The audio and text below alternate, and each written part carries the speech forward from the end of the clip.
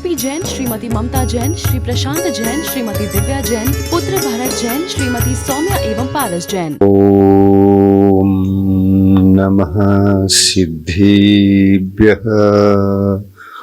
ओम नमः सिद्धिभ्यः। ओम नमः सिद्धिभ्यः। यार ज्ञान शक्ति कोटि सूर्यरन्नु मीरिदे ಮತ್ತು ಯಾರ ದಿವ್ಯ ಧ್ವನಿಯು ಲೋಕಹಿತವ ಮಾಡಿದೆ ಮೂರು ಲೋಕದಲ್ಲಿ ಯಾರ ಕೀರ್ತಿ ವ್ಯಾಪ್ತವಾಗಿದೆ ಅಂಥ ದೇವರಲ್ಲಿ ನನ್ನ ತಲೆಯು ಬಾಗಿದೆ ಅಂಥ ದೇವರಲ್ಲಿ ನನ್ನ ತಲೆಯು ಬಾಗಿದೆ। पंच परमेष्टि भगवान की जय। अहिंसा परमो धर्म की जय। संत शिरोमणि आचार्य गुरुवर श्री विद्यासागर मुनि महाराज की जय। आचार्य प्रवर श्री समय सागर जी महाराज की जय। शल्य का प्रकरण आगे बढ़ रहा है। मूलभूत शल्य के जो भेद होते हैं, आदि में दो भेद करना चाहिए। एक द्रव्य शल्य और दूसरा भाव शल्य। शल्य के नाम से जब ये चर्चा होती है, मुख्य रूप से अपने सामने भाव शल्य ही सामने आता है। उसी की चर्चा सामान्य रूप से सभी लोग करते हैं। माया शल्य, मिथ्या शल्य और निधान शल्य। ये भेद बहुत कम सुना होगा कि शल्य में मूल में दो भेद हैं, द्रव्य शल्य और भाव शल्य। माया, मिथ्या, निदान, ये तीन जो भेद हैं ये द्रव्य शल्य नहीं है, ये भाव शल्य के तीन भेद हैं। भाव शल्य तीन प्रकार का, द्रव्य शल्य, भाव शल्य, आदि में दो भेद ध्यान में रखना है। शल्य के भेद, भाव शल्य में तीन भेद कर लो, मिथ्या, माया, निदान। ये तीनों भाव शल्य अनंतानुबंधी कषाय के उदय के बिना और दर्शन मोहिनी कर्म के उदय के बिना संभव नहीं है। उसमें माया, मिथ्या, निदान का मतलब है कि माया कषाय यानी जो धर्म को उपेक्षित करके जो मायाचारी होती है, या धर्म के क्षेत्र में जो मायाचारी होती है, जिसका स्वरूप बताया है। माया का अर्थ होता है कपटमय भावों से त्याग धर्म का आचरण करना। अब धर्म के साथ कपटता का कोई संबंध नहीं है,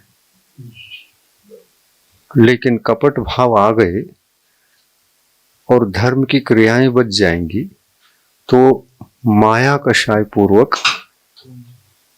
किए जाने वाले कार्य या क्रियाएं कहलाएंगी। माया, मिथ्या और निदान।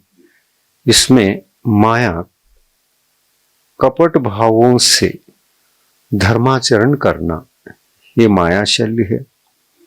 मिथ्या शल्य ये है कि अतत्व रुचि पूर्वक, अतत्व रुचि, तत्व रुचि जहां होना चाहिए, अतत्व रुचि पूर्वक जो धर्म की अनुष्ठान क्रियाएं स्वीकार की जाती हैं वो मिथ्या शल्य है। और निदान शल्य, निदान शल्य की विशेषता है कि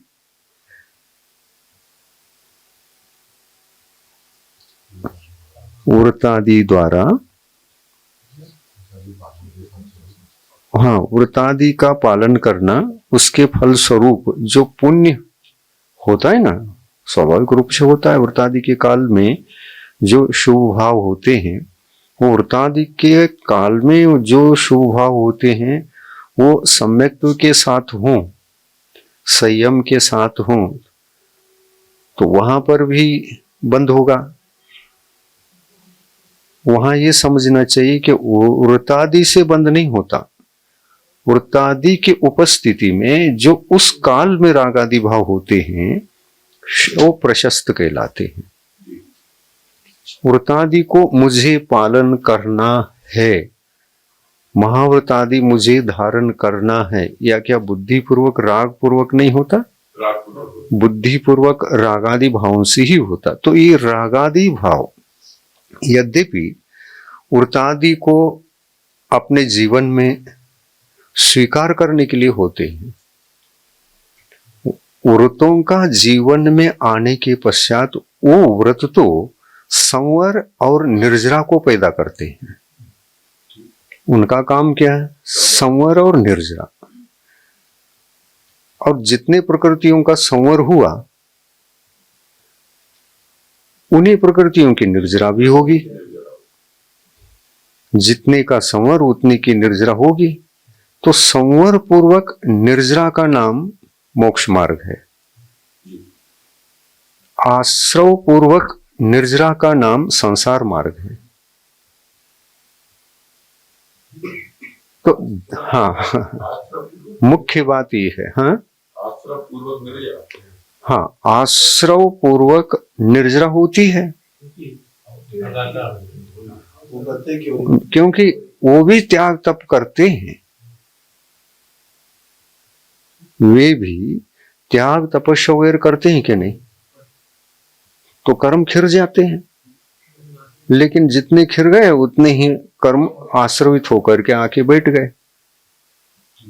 तो इस हाँ बाल तप, उसमें देखिए आश्रव पूर्वक जो निर्जरा होती है वो काम की नहीं मोक्ष मार्ग में। तो एक सकाम निर्जरा भी हुआ करती है और अकाम निर्जरा भी हुआ करती है। यह अकाम निर्जरा में आएगा। सकाम तो रेगुलर हो ही रही है। नहीं, हाँ सकाम तो सकाम का मतलब जो निरंतर निर्जरा तो सामान्य रूप से हो रही है। सामान्य निर्जरा, सकाम निर्जरा। हाँ, अकाम निर्जरा बाल तप आदि करने से होगी। हाँ, विशेष रूप से होगी। पर जितने विशेष रूप से होती है उतने ही कर्म आ भी रहे हैं। इसलिए यह मोक्ष मार्ग को जन्म देने वाला नहीं है, क्योंकि इसमें मोहनी कर्म के जितनी भी प्रकृतियां हैं उन सब का उदय है। पहले गुणस्थान की अपेक्षा से पूछो तो उन सब का उदय है। तो संवर पूर्वक तो कहीं है ही नहीं। यहाँ निर्जरा है पर संवर पूर्वक नहीं है, और उसमें आश्रव सहित है, आश्रव पूर्वक है। इसको मैं क्लियर करता हूं, जहां तक ये चर्चा होगी तो ये रह जाएगा। हम हाँ ठीक अब सुन लो। सकाम निर्जरा, अकाम निर्जरा, ये संसार के मार्ग को ही जन्म देने वाले हैं। सकाम निर्जरा जो मिथ्यात अवस्था में निरंतर हो रही है वो तो होगा ही होगा। वैसे तो हम लोगों की भी निर्जरा हो रही है। निर्जरा तो निरंतर है, लेकिन ये समय पर हो या तपस्या के आदि के द्वारा निर्जरा विशेष रूप से जो करते हैं हम, वो हो, ये अविपाक निर्जरा है। और ये सविपाक है। वो अकाम है और एक सकाम है। जैसे वो दो हैं, ये भी दो हैं, सविपाक अविपाक। सविपाक का मतलब जैसे सकाम का निर्जरा हो रही है तो वो निरंतर है, वैसे निर्जरा हो रही तो यहाँ पर भी निरंतर है। लेकिन ये सविपाक हो चाहे अविपाक हो, संवर पूर्वक है। वहां अकाम हो या सकाम हो, आश्रव पूर्वक है। डिफरेंस देखिए आप, ध्यान में रखिए। वहां पर आश्रव निरंतर हो रही है, आश्रव के साथ साथ निर्जरा भी निरंतर हो। बंधा हुआ कर्म तो निकलेगा ना, अपनी अवधि में जो चाहे वो सम्यक दृष्टि हो, संयमी हो, चाहे मिथ्या दृष्टि हो, निकलेगा ही निकलेगा। उसको कहते हैं या तो सकाम, और ये सविपाक, हाँ, बिल्कुल, और वहां अकाम, और यहाँ अविवाद। अविपाक। क्लियर? हाँ, चार भेद हैं निर्जरा के, सकाम, अकाम, सविपाक, अविपाक। तो सविपाक और अविपाक तो उपादेय है आत्म कल्याण के लिए। चर्चा किसकी? आत्म कल्याणकारी तत्व चर्चा, जी धर्म की जय। धर्म की चर्चा। तो यहां पर ज्ञान बढ़ाने के लिए, मोक्ष मार्ग को समझने के लिए बाह्याचरण को तो अपनाना बहुत सरल है, परंतु कठिन भी है। कैसे? बाह्याचरण अपनाना और बाह्य अनुष्ठान करते जाना, बाह्य त्याग करते जाना, यह अज्ञानी जीव भी कर सकता है, परंतु बाह्याचरण को मोक्ष सिद्धि में कारण बनाकर उसको स्वीकार करना, इसके लिए ज्ञान की जरूरत है, तत्व ज्ञान की जरूरत है। वैसे बाह्याचरण को स्वीकार करके बाह्य त्याग, बाह्य तप इत्यादि कठोर कठोर तप, क्या मिथ्या दृष्टि जीव मासोपास नहीं कर सकते? तो सरल तो है, शारीरिक आयाम है केवल इसमें, परंतु वहां केवल शारीरिक आयाम ही नहीं, वहां बुद्धि का भी आयाम है। यहां बुद्धि के आयाम की जरूरत नहीं है, कोई अध्ययन करने की जरूरत नहीं, सरल है। ये करना है, इतना करना है, इतना करना है, अपनाता है, करता चला जाता है, ये सरल है।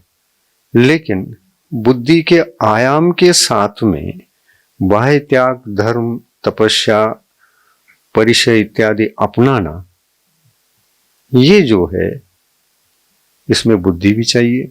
बुद्धि का मतलब तत्व ज्ञान चाहिए, बुद्धि में तत्व ज्ञान चाहिए, बुद्धि को तत्व ज्ञान चाहिए, और विवेक पूर्वक इन त्याग, तपस्या और इत्यादि को संपन्न करना, वहां लक्ष्य चाहिए। तो ये जरा कठिन है। तत्वार्थ श्रद्धानम सम्यक दर्शन, तत्वों का श्रद्धान करके सम्यक दर्शन प्राप्त करना, और एक वैसे ही सम्यक्त्व के साधनों को जुटा लेना, ये भी तो सम्यक दर्शन है। क्रिया, जैसे बाह्य साधन अपनाते हैं, जिसको हम द्रव्य सम्यक्त्व कहते हैं। द्रव्य सम्यक्त्व द्रव्य चारित्र है कि नहीं? द्रव्य चारित्र का मतलब पंच पापों को त्याग करना, द्रव्य चारित्र हो गया। 5 महाव्रत, 5 समिति, 3 गुप्ती, ये द्रव्य चारित्र है। ये द्रव्य चारित्र बाह्य अनुष्ठान है, इनका प्रवृत्ति है इनमें, इसी को द्रव्य चारित्र, जैसे इसको द्रव्य चारित्र कहते हैं। एक द्रव्य सम्यक्त्व भी होता है, हालांकि इसकी चर्चा नहीं होती, लेकिन कहना चाहिए। इसको सम्यक्त्वाचरण चारित्र कहते हैं। चारित्र उस आचरण उसका भी है ना। सम्यक्त्वाचरण चारित्र का तात्पर्य ये है, भाव सम्यक्त्व को जगाने के लिए। भाव सम्यक्त्व किसका नाम? तो कर्मों के उपशम, क्षय, क्षयोपशम इत्यादि के माध्यम से उत्पन्न होने वाला जो सम्यक्त्व होता है, वो भाव सम्यक्त्व है। आत्मा के सम्यक्त्व योग्य भावों को नाश करने वाला, क्योंकि कर्म है, मोहनी कर्म है, मोहनी कर्म है। मोहनी कर्म के उदय के बिना वो भाव नहीं होते जो घातक है। सम्यक तो भाव के घातक हैं, वो नहीं होते। तो कर्म के उदय के उदय के अवस्था को जीतना, ये कैसे संभव है? तो उदय के अवस्था को जीतने के लिए भाव प्रत्याख्यान चाहिए। भाव प्रत्याख्यान का मतलब जो भाव हैं मिथ्यात्व के और उनको हम त्यागना चाहते हैं। कैसे त्यागे? हाँ, वही बता रहे हैं कैसे त्यागे अपन। मिथ्यात्व कर्म के उदय में मिथ्या भाव है तो सम्यक विरुद्ध हैं, सम्यक तो भावों के घातक हैं, तो ये दोष है।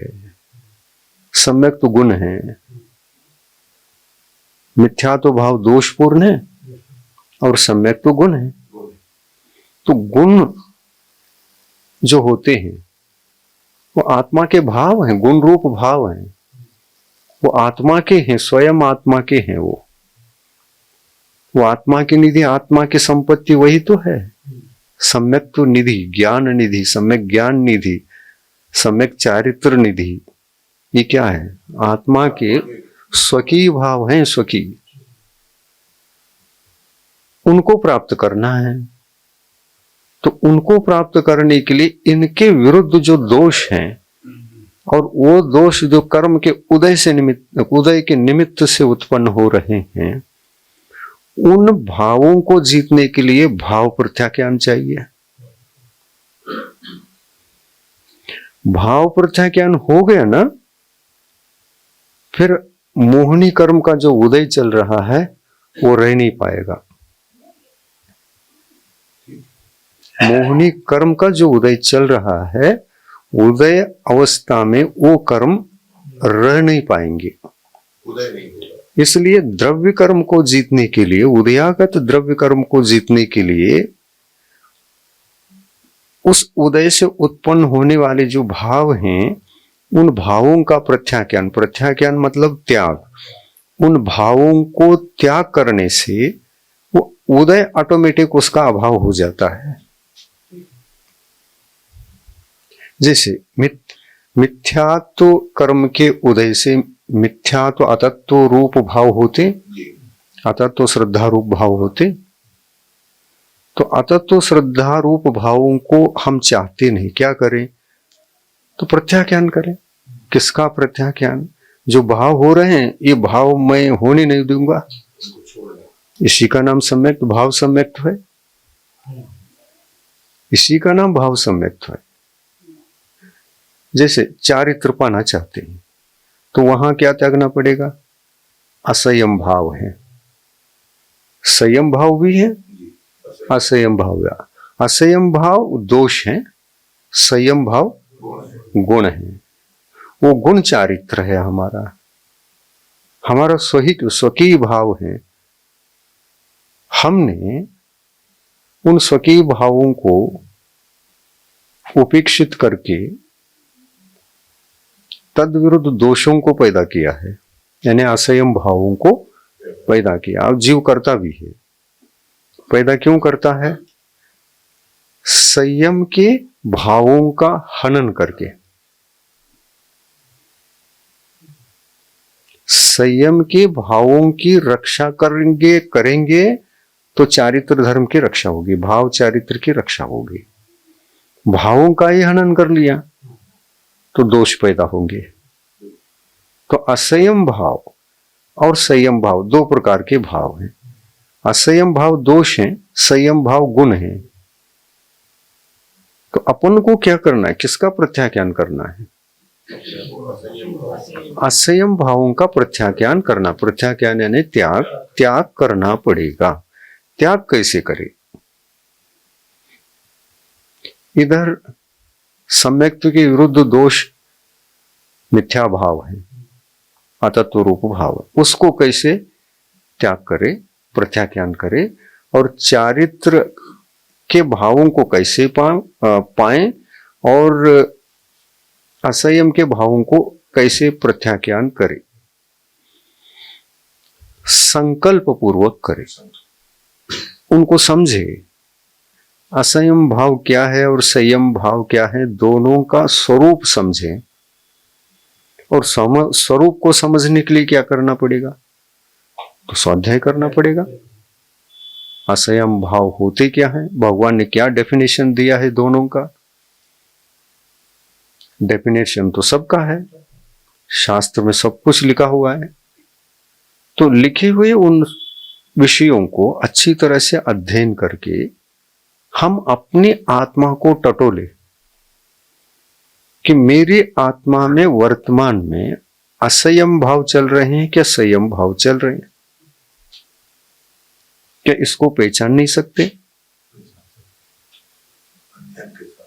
अध्ययन के साथ, उनके लक्षण के साथ, लक्षण लिखे हुए हैं, उसी से पहचान करना है। तो असंयम भावों की पहचान और संयम भावों की पहचान, दोनों की पहचान होने के बाद दोष और गुण को जाने बिना गुणों को कैसे करेंगे, दोषों का त्याग कैसे होगा? बिन जानते दोष गुणन को कैसे तजी गई है, ये कहा है। तो दोष को भी जानना पड़ेगा और गुण को भी जानना पड़ेगा। ऐसा गुण चाहिए तो गुण को चाह मात्र से कुछ नहीं होता, दोष क्या है ये भी पता रहना चाहिए। जैसे आप नोट है, दोनों को पहचान लेते हैं, नकली हो तो भी पहचान लेते हैं और असली हो तो भी पहचान लेते हैं। क्यों? वहां कुछ लक्षण है उनके। खोटे नोट के भी लक्षण होते हैं और अच्छे नोट के भी लक्षण होते हैं। उस लक्षण के आधार से दोनों जानकर आप खोटे नोट को वापस कर देते हैं, ये खोटा है मुझे नहीं चलेगा, और अच्छे नोट को रख लेते हैं। कितने सावधान है नोट में तो सावधान है लेकिन धर्म मार्ग में भी जो आत्म कल्याणकारी रत्नत्रय धर्म है वो गुणात्मक है। ये तीनों गुण हैं, गुण संपत्ति हमारी है, वो आत्मा की संपत्ति है। जिन गुण संपत्ति हो मध्य, बोलते हैं कि नहीं? जिनेंद्र भगवान के गुण क्या हैं? यही रत्नत्रय ही गुण हैं और कुछ नहीं है। रत्नत्रय ही गुण है और ये रत्नत्रय गुण जीवन में आ गए तो ये तीन गुणों की वजह से अन्य अनंत जो गुण है वो सब जग जाएंगे। इन सारे अनंत गुणों में प्रथम जगने वाला कौन? सम्यक दर्शन। सम्यक दर्शन का द्वार खुल गया ना, तो गुण ही गुण, गुणों का रास्ता है, लंबा है, अनंत गुणों का रास्ता वहीं से प्रारंभ होता है। गेट के अंदर प्रवेश करो, फिर अनंत की यात्रा करो। अनंत गुणों को गिन सकते हैं? उस मार्ग का अंत ही नहीं है, गुणों के मार्ग का अंत नहीं। और आत्मा के पास यदि अनंत गुण हैं तो अनंत दोष भी तो होंगे ना, उनका भी अंत नहीं है एक एक गुण के पीछे एक एक दोष रहेगा क्या नहीं रहेगा? क्या कोई एक आध गुण हमारे पास है मिथ्या तो अवस्था में? नहीं है, नहीं है, अनंत दोष है। इसीलिए सम्यक दर्शन की महिमा मोक्ष मार्ग में प्रवेश करने से पूर्व ही उसको समझ लेना बहुत आवश्यक है। सम्यक तो अनंत दुख को दूर करता है। अनंत दुख क्या है ये विचार करो, तो अनंत गुणों का जो नाश हुआ है वही अनंत दुख है, वही अनंत समस्या है।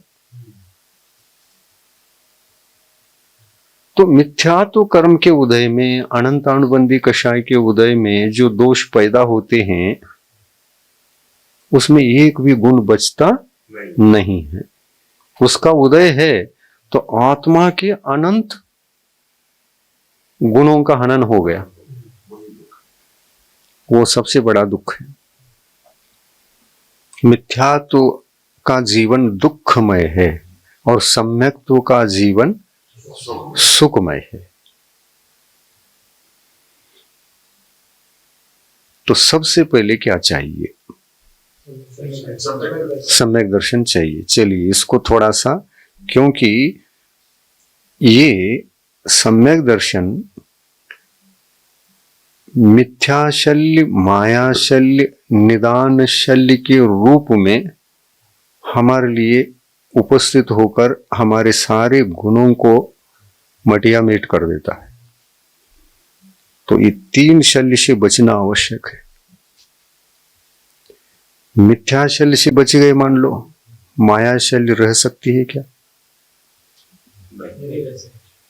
माया शल्य तो कषायात्मक है और मिथ्या शल्य तो दर्शन मोहनी,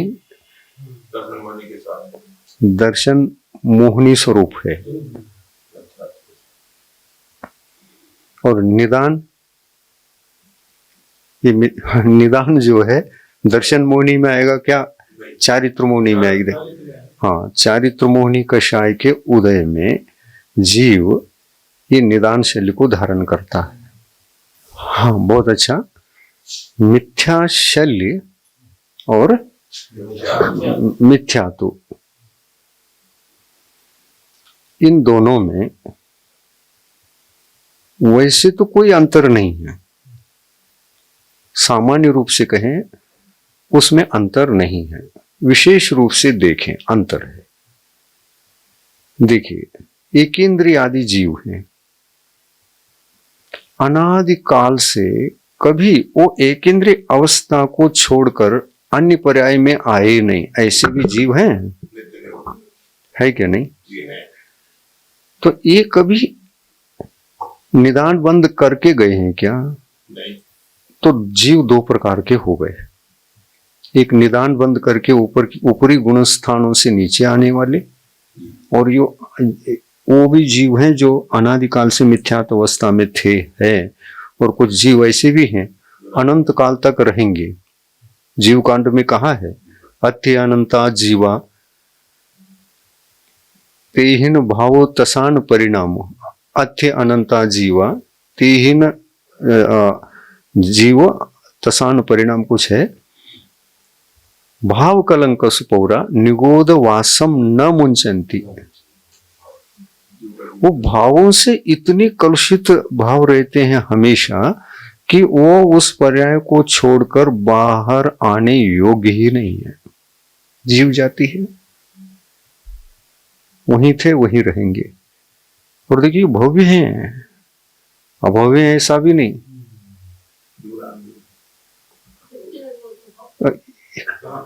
दूरानुदूर भव जिसको हम कहते हैं ना, वो तो त्रस पर्याय में, मनुष्य पर्याय में सब जगह आते हैं। उसको हम टाइटल नहीं दे सकते कि ये दूरानुदूर भव्य हैं, अनादिकाल से नहीं आ रहा है। तो भव्य हो करके भी कुछ जीव हैं आने की योग्यता रखने वाले, जो आए नहीं थे पर आ सकते हैं। निगोद में थे, त्रस्पर्य में कभी नहीं आए थे और कभी नहीं आएंगे। तीन प्रकार के हो गए। तीन प्रकार के निगोदी जीव हैं।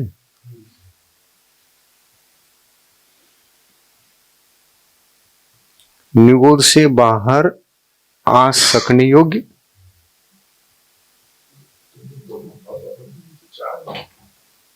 नहीं, भव्याभव्य को बाद में घटाओ, पहले ये समझ लो जो निगोद में रहने वाले जीव हैं उनकी वैरायटी कितनी प्रकार की है। निगोद में रहने वाले जो जीव हैं वो अनादिकाल से वहीं थे और उनमें आने की योग्यता होने के कारण से कभी न कभी वो आएंगे। एक ये हो गया।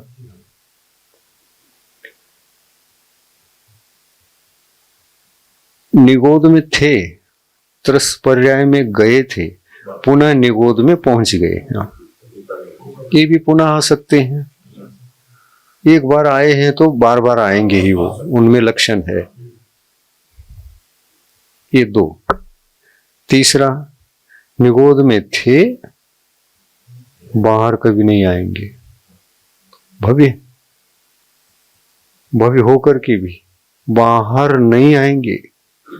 ये गाथा वही बता रही है। अथ्य अनंता जीवा तेशिन पत्तो तसान परिणाम। त्रस पर्याय में आए नहीं, त्रस पर्याय की अनुभूति उनको नहीं है, त्रस पर्याय के परिणाम उत्पन्न हुए ही नहीं है। भाव कलंक सुपूरा निगोदवासम न मुंचंती, निकलेंगी ही नहीं वो, न मुंचंती निगोदवासम, निगोदवास को त्याग नहीं कर सकते हो। तो ये अलग है ना, इन जीवों का ग्रुप ही अलग है। तो तीन प्रकार के हो गए। त्रस पर्याय में आकर पुनः गए हैं, त्रस पर्याय में तो आए ही नहीं, आ सकते हैं, और त्रस पर्याय में कभी आएंगे ही नहीं। तीन भव्य फिर आएंगे नहीं। अब इसमें देखिए, जो अभी तक नहीं आए आ सकते हैं ये, और आए थे पुनः गए हैं वो, ये दोनों जो भव्य होते हैं, इन्हीं से मोक्ष मार्ग चलने वाला है। यही दो प्रकार के निगोदी जीव मोक्ष जाने वाले हैं। और अनादि अनंत काल तक ये निगोद कभी खाली होने वाला नहीं है। मोक्ष मार्ग शाश्वत इन्हीं से रहेगा, बाकी तो आएंगे ही नहीं। भाव कलुषित भाव को सदा ही जो रखते हैं, बनाए रखते हैं, वो नहीं आएंगे। तो उनका क्या होगा? उनका क्या, आपकी चिंता करने से क्या होने वाला है। वहीं रहेंगे वो। तो ये है कि मोक्ष मार्ग अनादि से था, है और रहेगा। तो रहने के लिए आधार कौन है? तो ये दो प्रकार के निगोदी। तीसरे वालों से कुछ नहीं होना है, वो सदा संसार में ही रहेंगे। अच्छा, इन तीनों पर जो भेद हैं, इन तीनों भेदों में भव्य भी हैं, अभव्य भी हैं।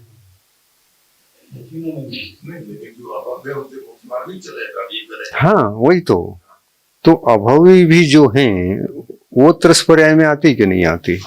आती हैं, लेकिन मोक्ष मार्ग का कोई संबंध नहीं, कोई संबंध नहीं है।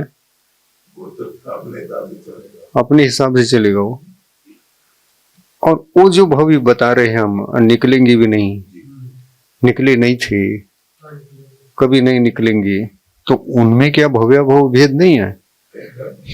उनमें भी है, तीनों में भव्य भव है, दोनों वैरायटी। तो भव्य कितने हैं और अभव्य कितने हैं, ये सोचो। तो अभव्य से भव्य ज्यादा है।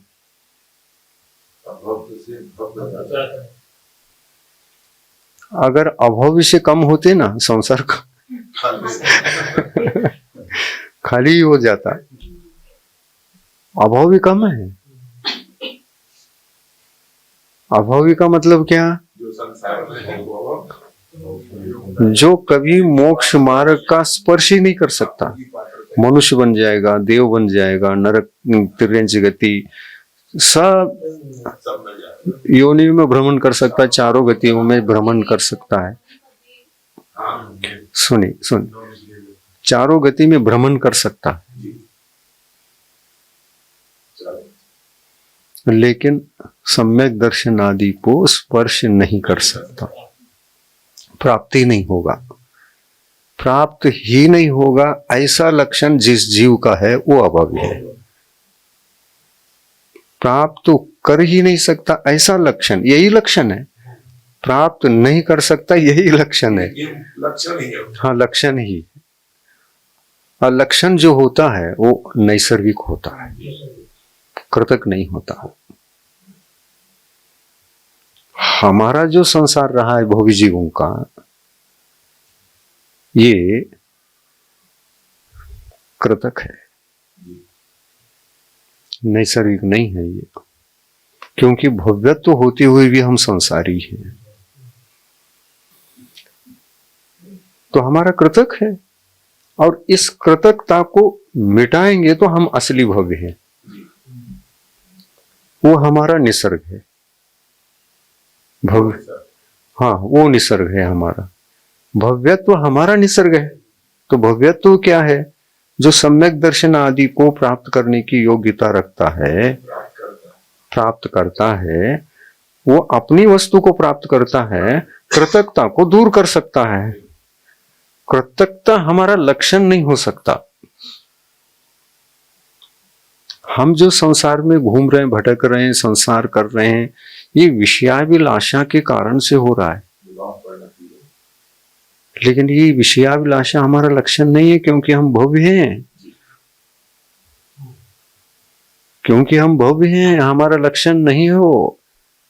यही समझकर जीव को वैराग्य होने पर वो असली वैराग्य कहलाता है। और फिर विषयों से मुख मोड़ करके एक बार वो उपेक्षा करता है विषयों का, तो अपने स्वरूप में आने लगता है। असल में शल्य की जो उत्पत्ति होती है, शल्य की उत्पत्ति की भूमिका अलग है और शल्य अलग है। हाँ, भूमिका जो है वो निदान आर्त ध्यान है। आर्त ध्यान के 4 वेद हैं: इष्ट वियोग, अनिष्ट संयोग, पीड़ा चिंतन, निदान आर्थ। निदान बंद भी कहते हैं, निदान बंद। तो ये है, 4 हैं। इसके कारण वो नीचे पतन को प्राप्त, नीचे पतन को प्राप्त होता है। तो देखिए, निदान आर्त के बिना निदान शल्य को उत्पन्न नहीं कर सकता। वो निदान आर्त क्या करता है? धीरे धीरे शल्य की ओर बढ़ता है। वो ये अगर ज्यादा समय तक टिका निदान आर्त ध्यान, तो वो नहीं निकला ना, तो विकल्प ही शल्य में बदलता है। तो विकल्प क्या है? निदान आर्त ध्यान कोई बहुत जबरदस्त विकल्प है जिससे परिणाम बिगड़ रहे हैं आत्मा के, और उसमें संकल्प शक्ति अगर आ गई तो शल्य का रूप ले लेता है। निदान आर्त ध्यान के काल में भी विकल्प हैं, लेकिन वे विकल्प विशेष रूप से घनीभूत हो गए। वो विकल्प घनीभूत होते चले गए और जीव उससे बाहर नहीं निकल पाया, वापस नहीं हो पाया, तो शल्य के रूप में कन्वर्ट होगा। तो इसलिए ये दोनों अलग अलग हैं। निदान आर्त ध्यान अलग है, निदान शल्य अलग है। मिथ्यात्व अलग है, मिथ्या शल्य। हाँ, मिथ्या आत्मा का टोपी है ही नहीं भव्य जीव का, लेकिन अपना समझकर पहनता रहता है और शल्य पैदा करता है। यह हम लोगों को भी विकल्प है। तो मिथ्यात्व शल्य, मिथ्यात्व के लिए कारण है कि, तो देखिए उदाहरण, इसमें कार्य कारण व्यवस्था में क्या है? हाँ ठीक है, बहुत अच्छा प्रश्न है। मिथ्या शल्य स्वरूप क्या है? अतत्व श्रद्धान रूप परिणाम। इसका कारण कौन है? दर्शन मोनि का उदय। तो ये कारण है, मिथ्या शल्य कार्य है। तो अतत्व श्रद्धान रूप ढलने का कारण क्या है? तो जीव का अंतरंग दृष्टि न होना, तत्व दृष्टि न होना, स्व कल्याण की दृष्टि न होना, आत्मा की ओर दृष्टि नहीं ले जा पाना और सदा विषयों में अटके रहना, और क्या, ये कारण है और वो कार्य है। ये हो गया। जैसे माया शब्द और माया का शामिल कार्य कारण। अच्छा, उसमें भी कार्य कारण जितना अपन गहराई से समझ पाएंगे उतना अच्छा ही है, अपना ज्ञान मजबूत होता है। और हाँ, क्योंकि उन दोषों से बाहर आने के लिए रास्ता खुल जाएगा।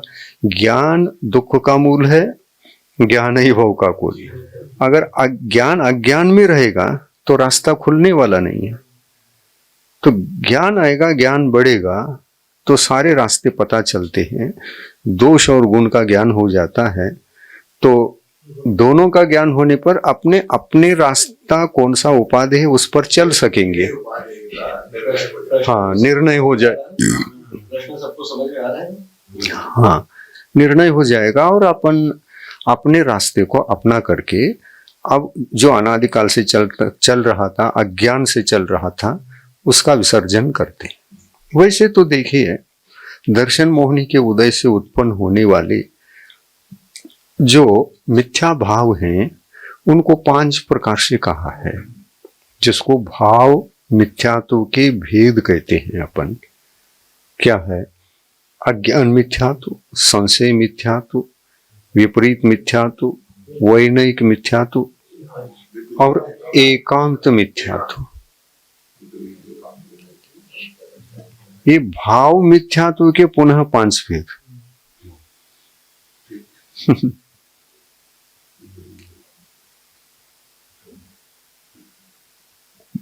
भाव शल्य के कितने भेद?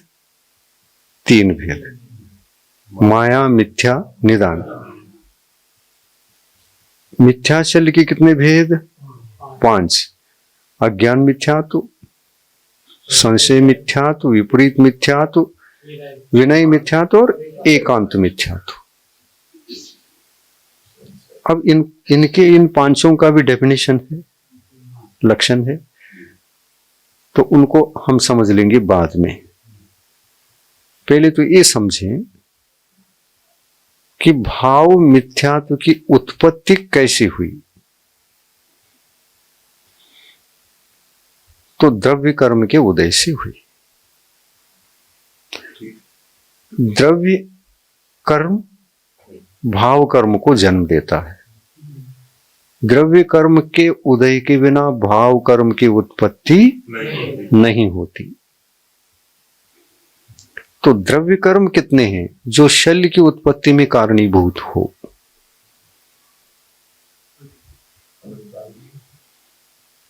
सिर्फ ने सिर्फ मोहिनी कर्म 8 का सामान्य, हाँ, एक ही कर्म है ना। क्या ज्ञानावरण, दर्शनावरण, मोहिनी कर्म एक ही है। सभी आ रहे हैं।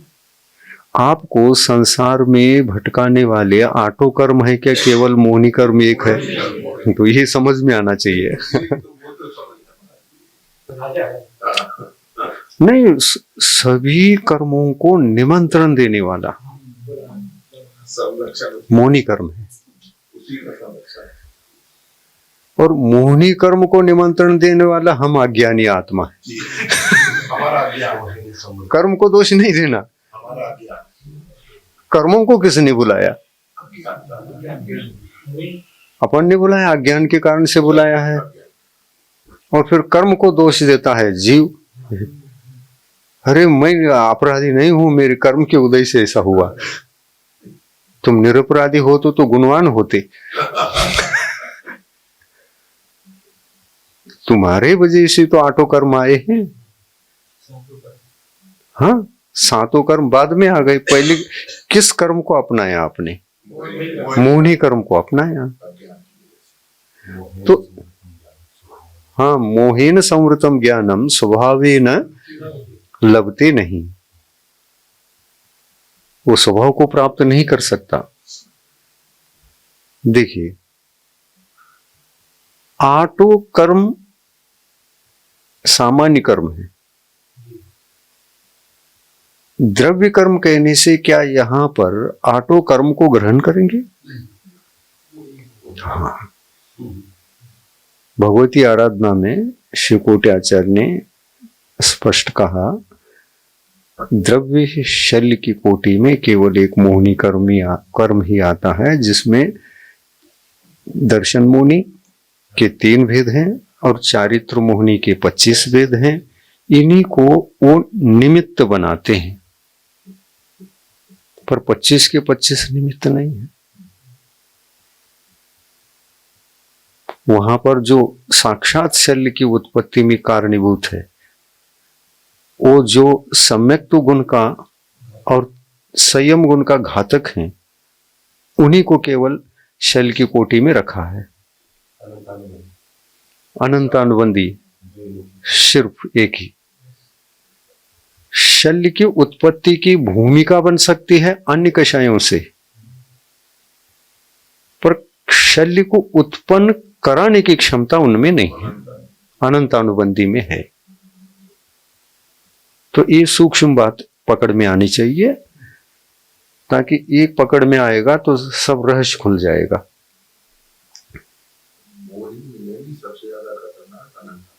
हाँ, मोहिनी में सबसे ज्यादा खतरनाक अनंतानुबंधी। इस कषाय का नाम अनंतानुबंधी क्यों पड़ा? नहीं नहीं, ऐसा नहीं। ये अनंत शब्द कषाय का नाम नहीं है, ये मिथ्यात्व का नाम है। अनंत का पर्यायवाची नहीं, मिथ्यात्व का पर्यायवाची कोई शब्द है तो अनंत है। क्यों? मिथ्यात्व के उदय में ही जीव अनंत काल तक संसार में भटकता है। मिथ्यात्व का उदय है तो अनंतानुबंधी का उदय तो नियम से रहता है, ठीक है। लेकिन अनंत संसार के कारणीभूत कषाय है या मिथ्यात्व है? तो कषाय क्यों नहीं है? कषाय क्यों नहीं? मिथ्यात्व ही अनंत संसार का कारण है, इसलिए उसका अपर नाम मिथ्यात्व है। तो इस कषाय को, उसका नाम इसके साथ क्यों जुड़ गया? अनंतानुबंधी। ऐसा अनंतानुबंधी, अनंत का अनुबंधी। उसका बंधन हाँ, अनंत संसार को अनुबंध कराने की शक्ति अगर किसी कषाय में है तो अनंतानुबंधी में है। हाँ, अब देखिए, ये भी रहस्य बड़ा सूक्ष्म है, जितना जानो कम है। ये सब बातें बहुत गहरी हैं, जितना जानो नया नया कुछ और निकलता ही जाता है, विषय खुलता जाता है। परमार्थ है ये, परमार्थ तत्व चर्चा है, इसका अंत नहीं होता। देखिए, मिथ्या तो अनंत संसार का कारण, अनंत संसार का कारण। लेकिन अनंत संसार का कारण यदि है तो स्थिति बंध के दृष्टिकोण से उसको देखो। सभी कषायों में टॉप लेवल पर है वो अनंतान नहीं, दर्शन मोनी, दर्शन मोनी मिथ्यात्व। और किसी कर्म का स्थिति बंध इतना है नहीं है। तो सभी कषायों से दीर्घ काल तक संसार में घुमाकर फल देने की शक्ति आ गई, उसमें आ गई। तो ये शक्ति स्वयं की है या किसी ने दिला दिया? स्वयं की नहीं है वो। 70 कोटा कोटि स्थिति बंद जो हुआ वो कषाय की देन है क्या मिथ्यात्व की देन है? कसाई की उत्पत्ति में उत्पन्न कसाई की देखिए देखिए देखिए, अनेक प्रकार के विचार आ जाते हैं यहाँ। इसको ठीक से समझो, समझ में आएगा। स्थिति बंध और अनुभाग बंध जब भी होता है कषायों से ही होता है। प्रकृति, हाँ, प्रकृति बंध और प्रदेश बंध जब भी होगा योग से होता है। अब बंध क्षेत्र में दो ही काम कर रहे हैं। तो स्थिति बंध अनुभाग बंध का कार्य कौन निभा रहा है? कषाय, कषाय। और प्रकृति बंध प्रदेश बंध का कार्य कौन योग निर्वाह कर रहा है। इस कार्य का निर्वाह योग कर रहा है। ठीक है। फिर मिथ्या तो क्या कर रहा है बताइए आप? 70 कोड़ा कूड़ी इसने कहां से लाया? अगर स्वकी उस शक्ति से वो 70 कोड़ा कूड़ी है तो फिर 70 कोड़ा कूड़ी खुद ने ही बांध लिया क्या? स्थिति बंध किसने पटकाया उसमें? कषाय ने पटकाया ना। तो स्वयं की कहां हुई? वो दूसरे के द्वारा दी गई है ना। नहीं, स्थिति बंध मिथ्यात्व की हाई लेवल पर है सभी कर्मों में। आठों कर्मों में कितनी कोटा कोटि है? 70 कोटा कोटि। ये 70 कोटा कोटि की उपज मिथ्यात्व की है कि कषाय के निमित्त से है? मुझे यही तो पूछ रहा हूं। कषाय के निमित्त से। तो कषाय के निमित्त से हुआ है, तो जो निमित्त है उसके वजह से तो 70 कोटा कोटि आया है। स्थिति पटकाने की क्षमता स्वयं मिथ्यात्व में है कि कषाय में है? तो बस इतना ही समझना है। 70 कोटा कोटि स्थिति जब उसने डाल दिया मिथ्यात्व में, तब वह सभी कर्मों से हाई लेवल पर चढ़ के बैठ गया। इसलिए अनंतानुबंधी उसका नाम है। सबसे दीर्घ संसारी जब तक एग्रीमेंट तुम बनो, मैं वोट देता हूं। 70 कोटा कोटि काल तक तुम आत्मा को घुमाओ, मैं हेल्प करता हूं। ये पेट्रोल है, वो गाड़ी है। ये पेट्रोल है, पेट्रोल के बिना गाड़ी नहीं चलती। पर पेट्रोल गाड़ी है क्या? गाड़ी पेट्रोल है क्या? नहीं, दोनों साइड में। भागने की क्षमता पेट्रोल में है या गाड़ी में है? गाड़ी में है, भागने की क्षमता गाड़ी में है, भगाने की क्षमता पेट्रोल में है। तो मिथ्या तो गाड़ी है, कषाय पेट्रोल है। ये कषाय भगाती है, वो भागता है। जहां गाड़ी होगी वहां पेट्रोल भी होना चाहिए, तभी गाड़ी चल पाएगी, है ना। गाड़ी स्वयं नहीं भागती, निमित्त चाहिए। हाँ, तो इस पेट्रोल को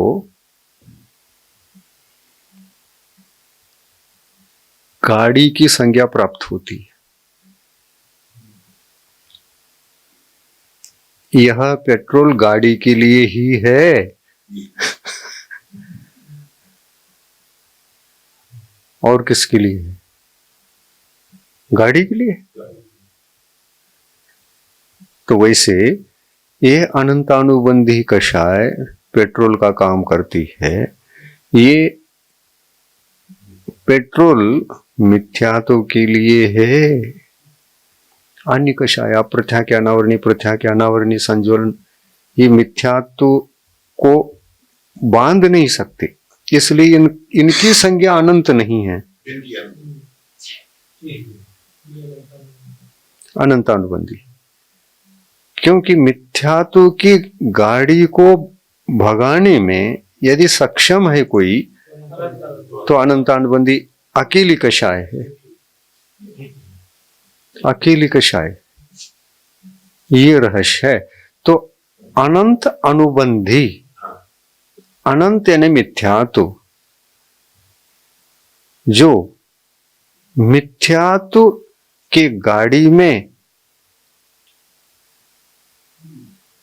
यदि अनंत अनुबंधी कषाय की पेट्रोल है तो उसका अनुबंधी, अनंत समय के लिए जो अनुबंध उसका अनुबंधी, देखो गाड़ी में पेट्रोल है ना, गाड़ी भागती है, क्या पेट्रोल उसके साथ भाग नहीं रहे?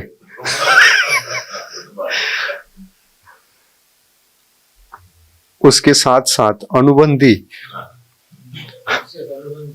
अनंत अनंत काल, हाँ, अनंतानुबंधी पेट्रोल है, मिथ्या तो गाड़ी है, तो उसमें स्थिति बंद पटकाने की शक्ति है। अब देखिए पेट्रोल में ये शक्ति है, ये गाड़ी कब तक भाग सकती है? ये जिम्मेदारी किसकी? पेट्रोल की।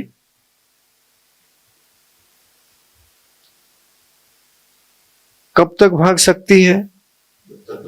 समय निश्चित है स्थिति है। तो गाड़ी में स्थिति है या पेट्रोल में स्थिति है? स्थिति यानी काल। हाँ, काल मतलब पेट्रोल का। गाड़ी को कब तक ही चलती रहेगी ये डिपेंड पेट्रोल पर है। तो स्थिति बंद पेट्रोल के ऊपर है ना। उदाहरण बहुत अच्छा मिल गया है समझने के लिए। उसकी स्थिति है पेट्रोल की। इसलिए अनंत संज्ञा है, क्योंकि ये कषाय मिथ्यात्व के लिए है, बाकी कषाय मिथ्यात्व के लिए नहीं है। इसलिए जो कषाय मिथ्यात्व के लिए है, स्थिति बंद पटकाने के लिए है ना, जो मिथ्यात्व के लिए है वो कषाय अकेली है, और आपके साथ यही है, अकेली यही है। बाकी सब व्यक्ति साथ। जब भी हमको दर्शन मुनि कर्म का बंध हुआ, दो के कारण से हुआ, जी, एक कषाय के कारण से और योग के कारण से। अब आप बताइए, दर्शन मोही बंध के क्षेत्र में और उसी के स्वयं के आश्रव के क्षेत्र में हाथ कषाय का है या दर्शन मुनि मिथ्यात्व का है? कषाय का हाथ है। इसलिए अनंतानुबंधी संज्ञा उसको है।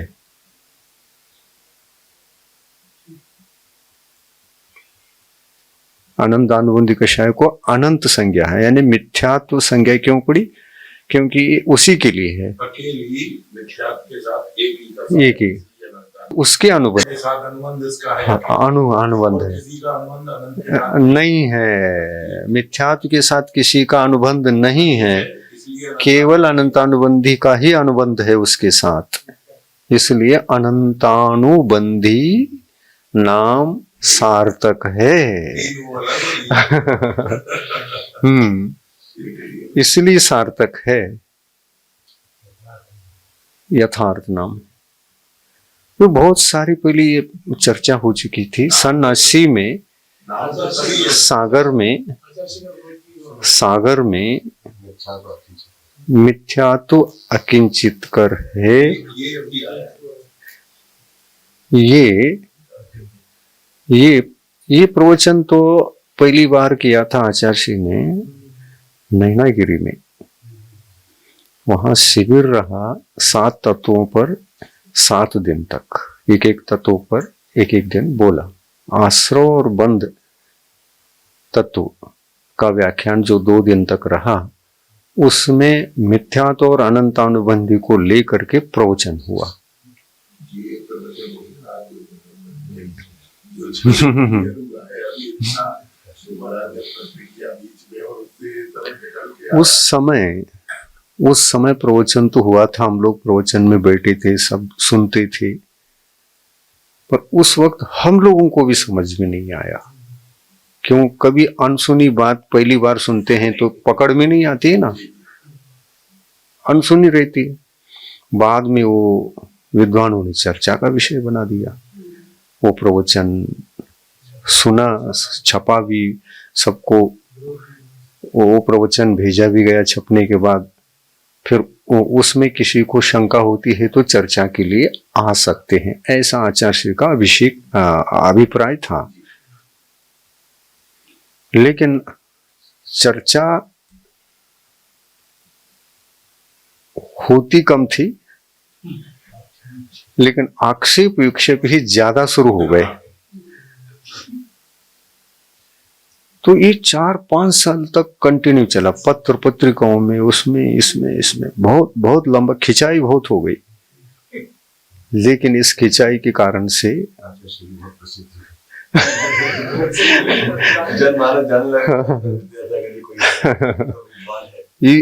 इसके वजह से हम लोगों का तत्व ज्ञान तीखा बन गया संघ के साधुओं का बहुत डीप जाने लगे हम भी। अरे ऐसा क्या बोला आचार्य ने, और क्या है, क्यों चर्चा हो रही है, सब इतनी पत्र पत्रिकाओं में गुरु जी का वो हो रहा है।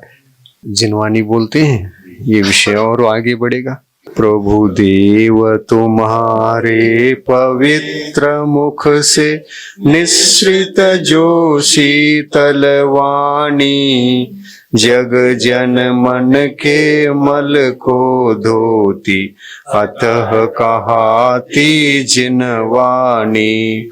जयवंतो माँ जग में तब तक जब तक सूरज चांद रहे, शीश नवाते कर्म हरो माँ, अब तक हम विषयांध रहे, अब हम ना विषयांध रहे। जिनवानी माता की जय। ये बात रखी थी प्रशम सम्यक व्रणकंपा, क्योंकि सम्यक दर्शन हमारी आँखों के द्वारा देखने योग्य तो नहीं है, फिर भी उसकी पहचान स्थूल रूप से कैसी हो सकती है। सम्यक दृष्टि में ये चारों गुण प्राय और भी है, आदि और लखा है और भी है, इनका एक न एक निश्चित रूप से सामने दर्शन हो जाता है। यह सम्यक दर्शन के साथ इनकी व्याप्ति तो नहीं, लेकिन व्याप्ति नहीं होते हुए ये मिथ्या दर्शन के लक्षण नहीं हो सकते।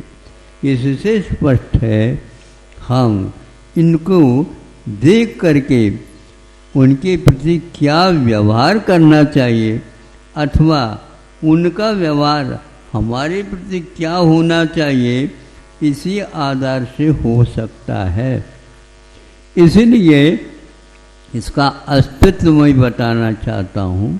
यह अस्तित्व जो गुण होता है, यह अस्तित्व संबंधी हमें बोध कराता है। जैसे मैं हूँ वैसे ही सामने वाला है, मुझ में और उसमें और भिन्नता जो यदि है तो ये सामान्य से नहीं है, विशेषता के अपेक्षा से हम बताएंगे। किंतु यदि सामान्य रूप से परिचय करोगे, जो आपके पास है, जैसा है, कितना है, कब से है, इन सब का उत्तर बराबर है।